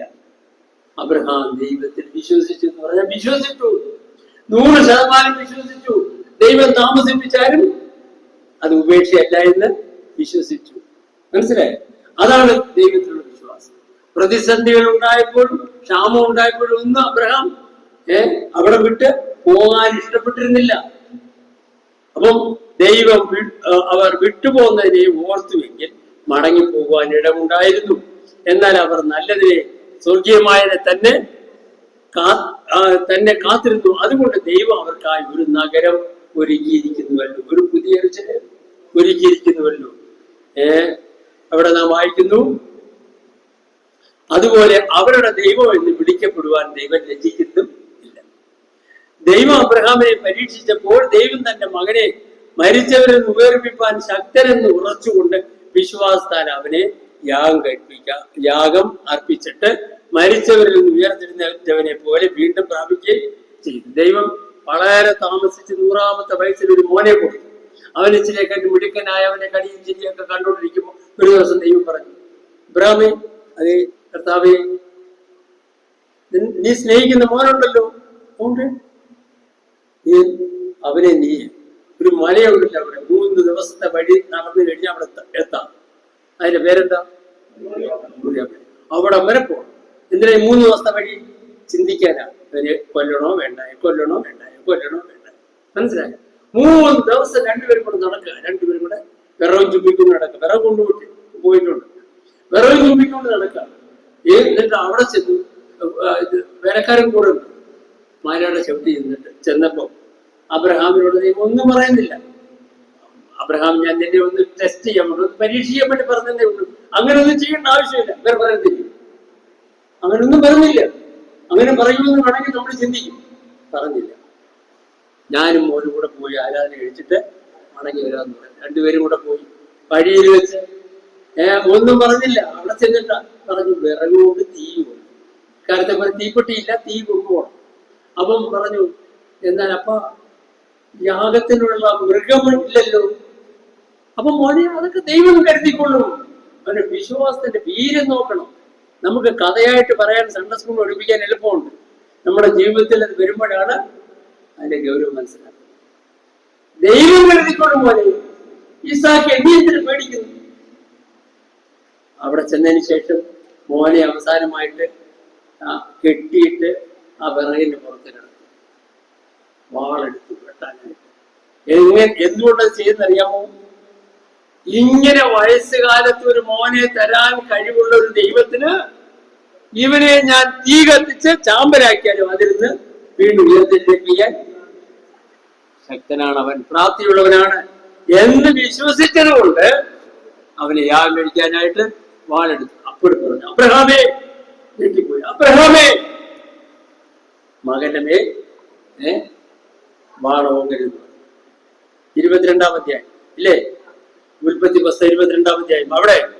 അവിടെ നാം വായിക്കും, മരിച്ചവൻ ഉയർത്തെഴുന്നേറ്റവനെ പോലെ അവനെ വീണ്ടും പ്രാപിക്കും. 22-ാം അധ്യായത്തിൽ പറയാണ്, നീ നിന്റെ മകനെ തരാൻ മടിക്കായി കൊണ്ട് ഞാൻ നിന്നെ അയ്യോ, എത്ര നാളുകൊണ്ട് സൺഡേ സ്കൂൾ പഠിപ്പിക്കുന്നത്? 22-16. ഞാൻ നിന്നെ ഐശ്വര്യമായിട്ട് അനുഗ്രഹിക്കും. ആരോട് പറഞ്ഞു? അബ്രഹാം. ശരിക്കും ശോധന ചെയ്തു, തോറ്റില്ല, ഐശ്വര്യമായി അനുഗ്രഹിക്കുന്നു. യോബിനെ ദൈവം ശരിക്കും പരീക്ഷിച്ചു. അവനെ കൊന്നാലും ഞാൻ അവനെ തന്നെ കാത്തിരിക്കുന്നു. ഇരട്ടി അനുഗ്രഹം മാത്രമല്ല, സ്വർഗത്തിൽ അവന് കിട്ടാൻ പോകുന്ന അനുഗ്രഹത്തിന്റെ കുറിച്ച് നമ്മൾ വായിക്കുമ്പോൾ എസെക്കിയേലിന്റെ പുസ്തകം അതിന്റെ 18-ാം അധ്യായമാണെന്ന് എൻ്റെ വിശ്വാസം. അവിടെ പറയുന്നുണ്ട്, ഭക്തന്മാരെ കുറിച്ച് പറയുന്നുണ്ട്, അവിടെ യോബിനെ കുറിച്ച് പറയുന്നുണ്ട്. 18 14 അധ്യായം. 14 അധ്യായത്തിന്റെ 14 വാക്യം ഓർത്തിരിക്കാൻ എളുപ്പമുണ്ട്. നോഹ, ആ. ദാനിയേൽ, ആ. ഇയ്യോബ് ആ. എന്നീ 3 പുരുഷന്മാർ അതിലുണ്ടായിരുന്നാലും അവർ തങ്ങളുടെ നീതിയാൽ സ്വന്തം ജീവനെ മാത്രമേ രക്ഷിക്കുകയുള്ളൂ. അപ്പം ദൈവം ഈ നീതിമാന്മാരെ സ്വർഗത്തിൽ ഇരുത്തുമ്പോഴുണ്ടല്ലോ, മുമ്പിൽ 3 സീറ്റ് ഇട്ടു കൊടുക്കും. ആർക്കാ? നോഹ. അന്നത്തെ തലമുറയിൽ മൊത്തം പേരുടെ നടുവിൽ ഒറ്റയ്ക്ക് ഇരുന്നാണ്. ആരാ? നോഹ. പിന്നെ ദാനിയേലിനെ കൊണ്ട് നല്ല ഭയങ്കര സിംഹത്തിന്റെ കൂട്ടിലൂടെ ഉണ്ട് ഇട്ടുകൊടുത്തു, പിടിച്ചു നിന്നു. ആരും വന്നില്ല ആശ്വസിപ്പിക്കാൻ. ആരെങ്കിലും ആശ്വസിപ്പിക്കാൻ വന്നോ? സാരമില്ല ദാനിയേൽ, കുഴപ്പമില്ല, ഞങ്ങളൊക്കെ പ്രാർത്ഥിക്കുന്നുണ്ട്. ആരെങ്കിലും പറഞ്ഞു? ഓരോ അച്ചായന്മാരും പോയില്ല. ആ ദാനിയേൽ തന്നെ ആ സിംഹത്തിന്റെ കുഴിയിലോട്ട് വീഡിയോ കാണിച്ചു. ദാനിയേൽ, പിന്നെ ഇയ്യോബ്. ഈ 3 പേരെ മുമ്പിലത്തെ സീറ്റിൽ അവർ നിത്യത മുഴുവൻ ദൈവത്തിന് നന്ദി പറഞ്ഞു കൊണ്ടേയിരിക്കും. ദൈവമേ, ഞങ്ങളെ ഇങ്ങനെ ബലപ്പെടുത്തിയതിനായി സ്തോത്രം, സ്തോത്രം, സ്തോത്രം. ഇങ്ങനെ പിടിച്ചിരിക്കാൻ കരുത്ത് ഞങ്ങൾക്ക് നൽകിയതിനായി, ഞങ്ങളെ ബലപ്പെടുത്തിയതിനായി സ്തോത്രം എന്ന് പറഞ്ഞ് അവർ നിത്യതയിൽ കഴിയും. അപ്പൊ ആ വിധത്തിൽ എന്ത് ചെയ്തു? അബ്രഹാം തന്റെ വിശ്വാസത്തെ പ്രകടിപ്പിച്ചു എന്ന് വായിക്കുന്നു. ഉയർത്തെഴുന്നേറ്റവനെ പോലെ വീണ്ടും പ്രാപിക്കച്ചു. അതിനുശേഷം ഇസാഖ്, വിശ്വാസത്താൽ ഇസാഖ് യാക്കോബിനെയും യേശാവിനെയും ഹാവികാരെ സംബന്ധിച്ച് അനുഗ്രഹിച്ചു. അതിനുശേഷം യാക്കോബ് വിശ്വാസത്താൽ മരിപ്പാറായപ്പോൾ ജോസഫിന്റെ മക്കളെ ഇരുവരെയും അനുഗ്രഹിച്ചു. ജോസഫിന്റെ മക്കളുടെ പേരെന്താ? എഫ്രൈമും മനശ്ശെ.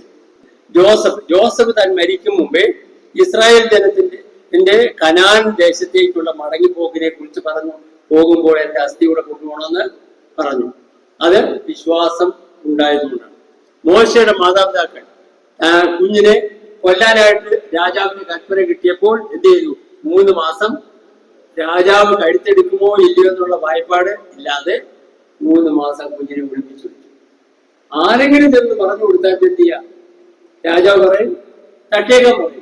മോശയുടെ അപ്പനെയും അമ്മയെയും കൊന്നുകളയുമായിരുന്നു. എന്നാൽ വിശ്വാസം കൊണ്ട് അവർ പിടിച്ചു. എന്നിട്ട് മോശയുടെ മാതാപിതാക്കൾ 3 മാസം ഒളിപ്പിച്ചു വെച്ചു. പിന്നീട് മോശ വിശ്വാസത്താൽ താൻ വളർന്നപ്പോൾ പാപത്തിന്റെ തൽക്കാല ഭോഗത്തെക്കാൾ ദൈവജനത്തോടുകൂടെ കഷ്ടം അനുഭവിക്കുന്നത് തിരഞ്ഞെടുത്തു. പ്രതിഫലം നോക്കിയതുകൊണ്ട് ഫറവോന്റെ പുത്രിയുടെ മകൻ എന്ന് വിളിക്കപ്പെടുന്ന നിരസിക്കുകയും മിസ്രൈമിലെ ഏറ്റവും വലിയ സ്ഥാനമാണ് ഫറവോന്റെ പുത്രിയുടെ മകൻ. അടുത്ത രാജാവാണ്. കൊട്ടാരം തന്റേതാണ്, സ്വർണം എല്ലാം തന്റേതാണ്, എല്ലാം തനിക്ക് കിട്ടുമായിരുന്നു. വേണ്ട, ക്രിസ്തുവിന്റെ നിന്ന വലിയ ധനം എന്നുണ്ടെങ്കിൽ എത്ര ദിവസമായിട്ട് ഇത് മിസ്രൈമിലെ നിക്ഷേപങ്ങളെക്കാളും ക്രിസ്തുവിന്റെ നിന്ന വലിയ ധനമെന്ന് എണ്ണി. എന്നിട്ട് മിസ്രൈം വിട്ടുപോകുന്ന ജനം, 29-ാം വാക്യം, മിസ്രൈം വിട്ടുപോകുന്ന ജനം കരയിലെന്ന പോലെ ചെങ്കടലിലൂടെ മറുകര കടന്നു. അതിനുശേഷം കനാൻ നാട്ടിലെത്തിയ ജനം, മനസ്സിലായോ? കനാൻ നാട്ടിൽ എത്തിയ ജനം വിശ്വാസത്താൽ 7 ദിവസം എരിഹോ കോട്ട ചുറ്റി നടന്നപ്പോൾ കോട്ട മതിൽ വീണു. എരിഹോ കോട്ട ചുറ്റി നടന്നതിനെ കുറിച്ച് എന്താ വായിക്കുന്നത്? 7 ദിവസം ചുറ്റാൻ പറഞ്ഞു. 7 ദിവസം ചുറ്റി. 7-ാമത്തെ ദിവസം ചുറ്റാൻ തുടങ്ങി പറഞ്ഞു 7 പ്രാവശ്യം ചുറ്റണം. നമ്മളത് എന്ത് പറയും? അദ്ദേഹം ദേവദാസനാക്കിയ എന്ന് വിചാരിച്ചു നമ്മൾ പാവപ്പെട്ട ഒരു എട്ടിക്കിന് പട്ടം ചുറ്റിക്കണോ? 7-ാമത്തെ ദിവസം പറഞ്ഞു 7 പ്രാവശ്യം ചുറ്റണം. 7 പ്രാവശ്യം ചുറ്റി. അപ്പം കോട്ട മതിൽ താഴെ. മനസ്സിലായി? അതെന്തുകൊണ്ട് ചെയ്തു? വിശ്വാസത്താൽ. എന്നിട്ട് രാഹാബ് ചെയ്തു. രാഹാബ് എന്ന വേശ്യ ഒറ്റുകാരെ വിശ്വാസത്താൽ കൈക്കൊട്ട. വിശ്വാസത്തിലൂടെ മരിക്കാതെ രക്ഷ പ്രാപിച്ചു. വിശ്വാസത്താൽ പിന്നെ താഴോട്ട് നമ്മൾ വായിക്കുന്നത് 40 വർഷം. എത്ര ദിവസം? 40 വർഷം. 40 ദിവസം കൊട്ടാരത്തിൽ താമസത്തിന് ശേഷം നല്ല മിടുക്കനായിട്ട് നല്ല ചോരത്തിളപ്പും തടിയും ഒക്കെ ഉള്ളവനായിട്ട് ഇങ്ങനെ വളർന്നു ഇങ്ങോട്ട് വന്നപ്പോഴാണ് പിന്നെ നമ്മൾ താഴോട്ട് വായിക്കുന്ന വിശ്വാസത്താൽ വീര്യപ്രവൃത്തികൾ ചെയ്തവരുടെ ലിസ്റ്റാണ്. മനസ്സിലായോ? ഇത് വേണമെങ്കിൽ വായിച്ചു. 32 മുതൽ 39 വരെ ന്യായാധിപന്മാരുടെ ചരിത്രവും അതുപോലെ രാജാക്കന്മാരുടെ ചരിത്രമാണ് ഇവിടെ പറയുന്നത്. അവരെല്ലാം ദൈവത്തിലുള്ള പൂർണ്ണമായ വിശ്വാസത്താലാണ് അത് ചെയ്തത്. അവരുടെ കഴിവുകൊണ്ടോ അവരുടെ ബുദ്ധി കൊണ്ടോ നേടുന്നവര് കരുതിയില്ല, ദൈവത്തിൽ വിശ്വസിച്ചു. അതുകൊണ്ട് അവർ വീര്യം പ്രവർത്തിച്ചു. അപ്പം പിന്നെ 12-ാമത്തെ അധ്യായം. അപ്പൊ ഇതെല്ലാം കാണിക്കുന്നതാണ് പഴയ നിയമത്തിലും കാലത്തും വിശ്വാസത്താൽ ദൈവത്തെ മുറുകെ പിടിച്ച് ജീവിച്ച വിശുദ്ധന്മാർ ആയ ഭക്തന്മാർ ഉണ്ടായിരുന്നു. അവർ ദൈവത്തിൽ വിശ്വസിച്ചു, ദൈവത്തിന്റെ മഹത്വം കണ്ടു. മനുഷ്യർക്ക് അസാധ്യമെങ്കിൽ ദൈവത്തിന് സകലവും സാധ്യമെന്ന് അവർ വിശ്വസിച്ചു. അതുകൊണ്ട് വിശ്വാസികൾ അത്രേ അബ്രഹാമിന്റെ മക്കൾ. മനസ്സിലായി? ഇനി 12-ാം അധ്യായം. വിശ്വാസത്താൽ ജീവിച്ച് സാക്ഷ്യം പ്രാപിച്ചവരുടെ വലിയൊരു നിര നമുക്ക് മുൻപിൽ നിൽക്കുന്നത് കൊണ്ട് നാം നമ്മുടെ ഓട്ടം എങ്ങനെ ഓടണം? സ്ഥിരതയോടെ ഓടണം. എബ്രായ ലേഖനം പഠിച്ചതിന് ശേഷം ചത്തേ ചാലഞ്ഞെന്ന് പറയാം, ജീവിക്കുന്നവരാകരുത്. പിന്നെന്ത് വേണം? സ്ഥിരതയോടെ ഓടണം. അതിനായി സകല ഭാരം. സ്ഥിരത കുറയ്ക്കുന്ന എന്താ?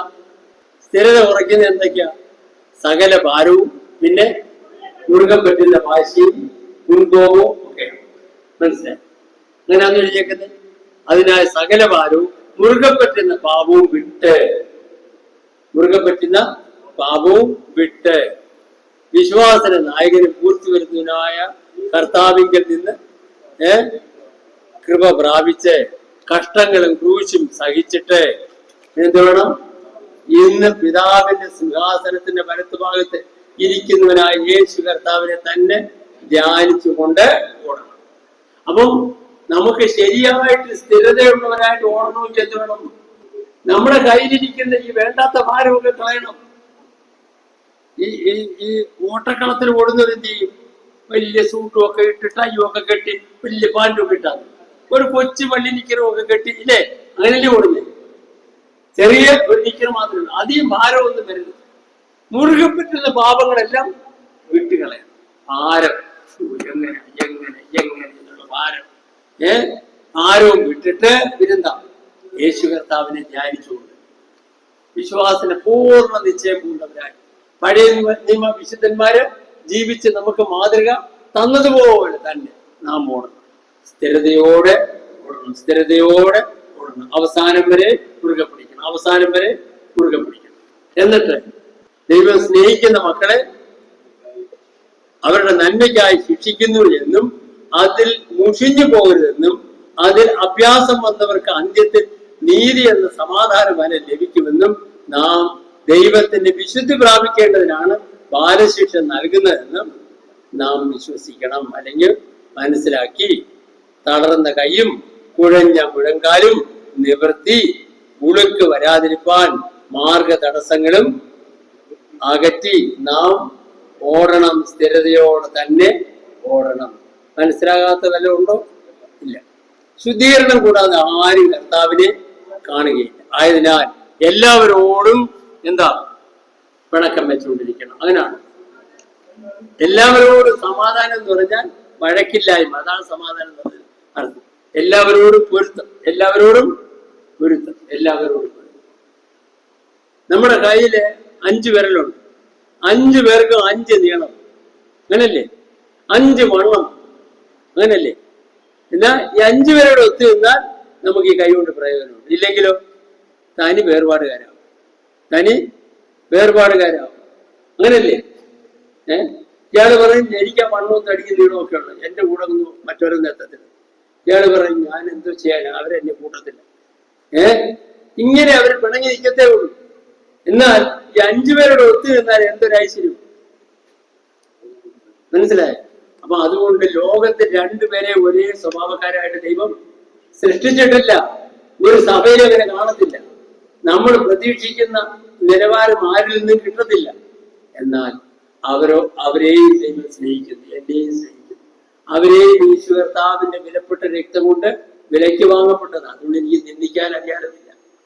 വിധിക്കരുത്, നിങ്ങൾ വിധിക്കപ്പെടാതിരിക്കാൻ വിധിക്കരുതെന്ന് പറഞ്ഞു. അവരെ വിധിച്ച് അവരെയൊക്കെ ചവറന്നെണ്ണി എന്നെ തന്നെ ഉയർത്തി ജീവിക്കാൻ എനിക്ക് ഇടയാകരുത്. ദൈവമേ ക്ഷമിക്കണമേ, എന്നെ സഹായിക്കണമേ എന്ന് പ്രാർത്ഥിച്ചുകൊണ്ട് അവരോട് ചേർന്ന് നിൽക്കാൻ നമുക്ക് സാധിക്കണം. അല്ല ചുമ്മാ അവരെല്ലാം പോക്കാണ്, ഞാൻ ഒരുത്തം മാത്രം പിടിക്കണം, നല്ല വിശുദ്ധൻ പവിത്രനാന്ന് പറഞ്ഞു നടന്നാൽ ദൈവത്തിന്റെ ഹിതം നിറവേറത്തില്ല. മനസ്സിലായോ? അതുകൊണ്ട് ഇവിടെ നാം വായിക്കുന്നു, ദൈവം സ്നേഹിക്കുന്ന മക്കളെ അവരുടെ നന്മയ്ക്കായി ശിക്ഷിക്കുന്നു എന്നും അതിൽ മുഷിഞ്ഞു പോകരുതെന്നും അതിൽ അഭ്യാസം വന്നവർക്ക് അന്ത്യത്തിൽ നീതി എന്ന സമാധാന ഫലം ലഭിക്കുമെന്നും നാം ദൈവത്തിന്റെ വിശുദ്ധി പ്രാപിക്കേണ്ടത് ബാലശിക്ഷ ദൈവം നൽകുന്നതെന്നും മനസ്സിലാക്കി തളർന്ന കൈയും കുഴഞ്ഞ മുഴങ്കാലും നിവർത്തി ഉളുക്ക് വരാതിരിക്കാൻ മാർഗതടസ്സങ്ങളും അകറ്റി നാം ഓടണം, സ്ഥിരതയോടെ ഓടണം. ശുദ്ധീകരണം കൂടാതെ ആരും കർത്താവിനെ കാണുകയില്ല. കുറെ കയ്യിലും പോക്കറ്റിലും വെച്ചുകൊണ്ട് ദൈവത്തെ കാണാമെന്ന് വിചാരിക്കേണ്ട. ശുദ്ധീകരണം കൂടാതെ ആരും ദൈവത്തെ കാണുകയില്ല. ആയതിനാൽ എല്ലാവരോടും സമാധാനം ആചരിച്ച് ശുദ്ധീകരണം പ്രാപിക്കാൻ ഉത്സാഹിക്കണം. എങ്ങനെ? ദൈവസന്നിധിയിൽ പ്രാർത്ഥിക്കണം. വിശുദ്ധൻ ഇനിയും തന്നെ വിശുദ്ധീകരിക്കട്ടെ. വെളിപ്പാട് പുസ്തകം 22:11. അതാണ് കർത്താവിന്റെ കൽപ്പന. അശുദ്ധ ജീവിതം പ്രിയപ്പെടുകയും അത് പ്രവർത്തിക്കുകയും ചെയ്യുന്നവരാരും ദൈവരാജ്യത്തിൽ പ്രവേശിക്കുകയില്ല. ഞാൻ വെറുതെ പറയുന്നതാണോ? അല്ല. വെളിപ്പാട് പുസ്തകം 22:14 മുതലുള്ളൊന്ന് വായിച്ചു നോക്കുക. അതിവിടെ വായിച്ചു നടന്നു. ഇനി വായിക്കണം.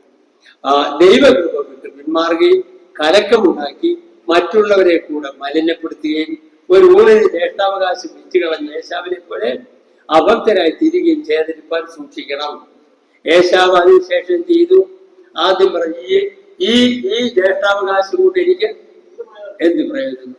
അവസാനം അപ്പൻ്റെ അടുത്ത് പോയി അപ്പോ എന്ന് പറഞ്ഞ് വയസ്സുകാലത്ത് എടുത്ത് കരയുക. ഗുണം വല്ലതും ഉണ്ടായോ? ഇല്ല.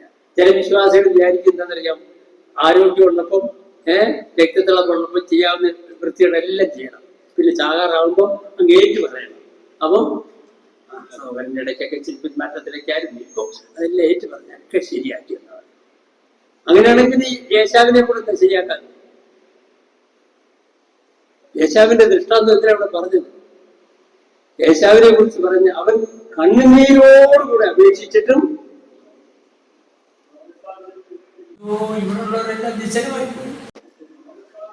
മാനസാന്തരത്തിന് ഇടകിട്ടിയില്ല എന്ന് നിങ്ങൾ അറിയാതിരിക്കരുതെന്ന് പറഞ്ഞത്.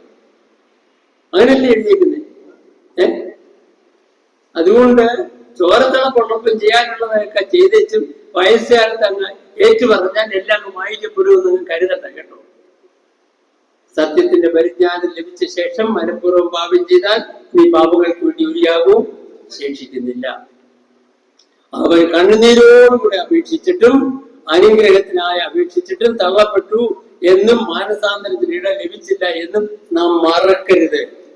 ഈ അധ്യായത്തിന്റെ ആരംഭ ഭാഗങ്ങൾ ഉപദേശമാണെങ്കിൽ അവസാന ഭാഗം വളരെ ഗൗരവമേറിയ മുന്നറിയിപ്പാണ്. ദൈവം മോശ മുഖാന്തരം പഴയ നിയമത്തിന്റെ കൽപ്പനകൾ നൽകുവാൻ സീനായ് പർവ്വതത്തിൽ ഇറങ്ങി വന്നപ്പോൾ തീ കത്തുന്ന പർവ്വതം, മേഘതമസ്, കൂരിരുട്ട്, കൊടുങ്കാറ്റ്, കാഹളനാദം, വാക്കുകളുടെ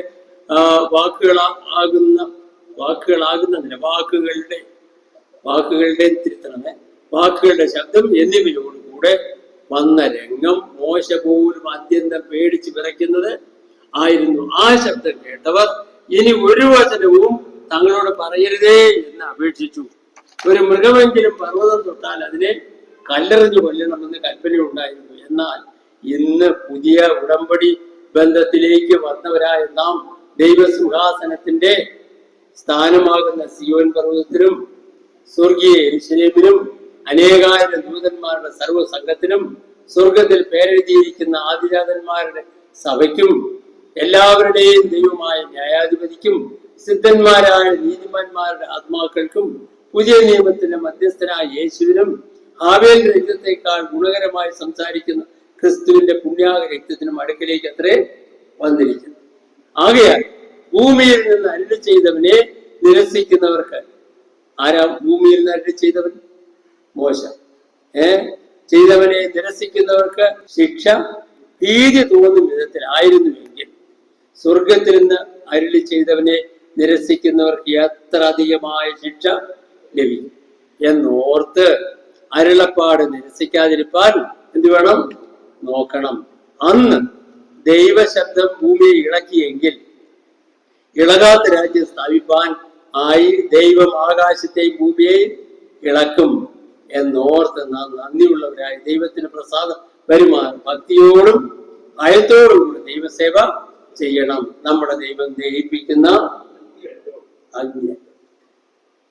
നമ്മുടെ കളിപ്പാവയല്ല ദൈവം. നമ്മുടെ കളിപ്പാവ അല്ല ദൈവം. ദഹിപ്പിക്കുന്ന അഗ്നിയാകുന്നു. ആരുടെയും കളിപ്പാവയും മുഖപക്ഷം ഉള്ളവനും അല്ല. സഭാപ്രസംഗി 12:13-14 വാക്യങ്ങൾ. എല്ലാറ്റിന്റെയും സാരം കേൾക്കുക. ദൈവം നല്ലതും തീയതുമായ സകല പ്രവൃത്തികളെയും സകല രഹസ്യങ്ങളെയും ന്യായവിസ്താരത്തിലേക്ക് വരുത്തുമല്ലോ എന്നാ പറഞ്ഞിരിക്കുന്നത്. അതുകൊണ്ട് സൂക്ഷിച്ചു വേണം ജീവിക്കാൻ. കൃപയാൽ 1 മുതൽ 3 വരെ 13-ാം അധ്യായം 1 മുതൽ 3 വരെ സഹോദര പ്രീതിയും അതിഥി സൽക്കാരവും കുറിച്ചാണ് പറയുന്നത്. കൃപയാൽ നമ്മെ രക്ഷിച്ച ദൈവം സൽപ്രവൃത്തികൾക്കായിട്ട് നമ്മെ ആയിട്ടാണ് സൃഷ്ടിച്ചതെന്ന് മറക്കരുത്. സഹോദര പ്രീതിയും അതിഥി സൽക്കാരവും അതിഥി സൽക്കാരവും കഷ്ടമനുഭവിക്കുന്നവരെയും തടവുകാരെയും ഓർത്തുകൊള്ളുകയും ചെയ്യുന്നത് നമ്മുടെ സ്വഭാവവും നമ്മിലുള്ള ദൈവസ്നേഹത്തിന്റെ പ്രകടനവും ആയിരിക്കണം. കഷ്ടം അനുഭവിക്കുന്നവരെ കണ്ടിട്ട് ഒഴിഞ്ഞു മാറി നടക്കുന്നവരാകരുത്. ദൈവസ്നേഹമുള്ളവരായിട്ട് അവരെ കഷ്ടങ്ങളിൽ പോയി കാണുന്നവരാകണം. അബ്രഹാം നമുക്ക് നല്ലൊരു മാതൃക തന്നെയാണ്. അദ്ദേഹം അറിയാതെ ദൈവദൂതന്മാരെ സൽക്കരിച്ചുവല്ലോ. വിവാഹം ദൈവം സ്ഥാപിച്ചതാണ്. ആയതിനാൽ നാം അതിന്റെ മാന്യത നഷ്ടപ്പെടുത്തരുത്. സദൃശവാക്യങ്ങൾ 18:22 നാം എന്ത് വായിക്കുന്നു? ഭാര്യയെ ലഭിക്കുന്നവന് ഇത്രയും കല്യാണത്തിനൊക്കെ പോയി പ്രസംഗം കേട്ടിട്ടൊന്നും അറിയത്തില്ല. വായിച്ചേ 18:22. 18:22 വായിച്ചു.